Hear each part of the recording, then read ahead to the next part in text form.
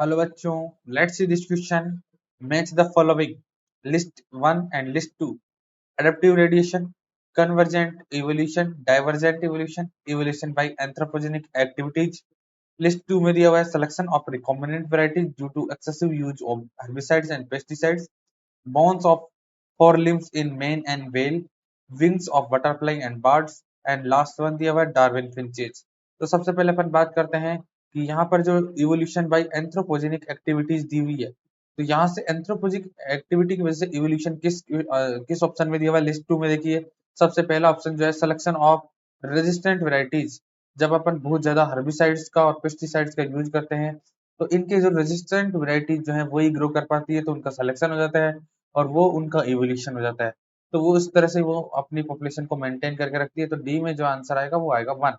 और डी में आंसर अगर देखा जाए तो डी में आंसर 1 एक ही जगह लिखा हुआ है, तो इस क्वेश्चन का आंसर तो ऑप्शन डी होगा। लेकिन अपन जो है आगे सोल्व करते हैं इसको।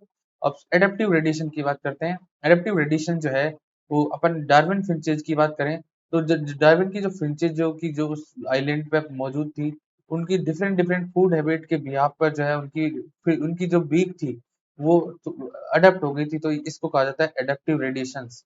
एडेप्टिव रेडिएशंस जो है उसका बेस्ट एग्जांपल है डार्विन फिंचेस।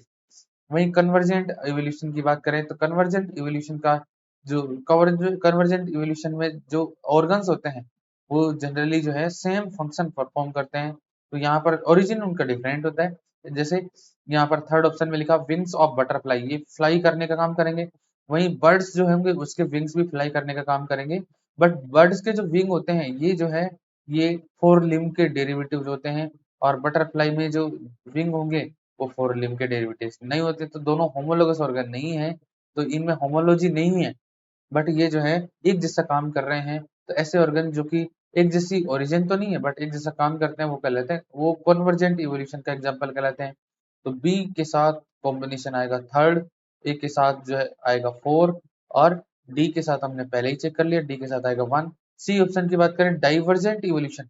डाइवर्जेंट इवोल्यूशन का मतलब होता है ओरिजिन सेम होना चाहिए और उनकी जो है उनके डिफरेंट डिफरेंट फंक्शंस होने के कारण उनके मॉडिफिकेशन डिफरेंट डिफरेंट हो गए।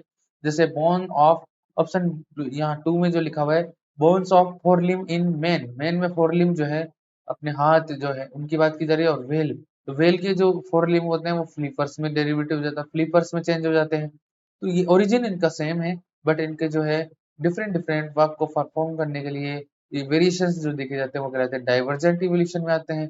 तो सी के साथ ऑप्शन आएगा सेकंड, और जो कि ऑप्शन 4 में दिया हुआ है। तो ऑप्शन 4 इस क्वेश्चन का राइट आंसर होगा। Best of luck.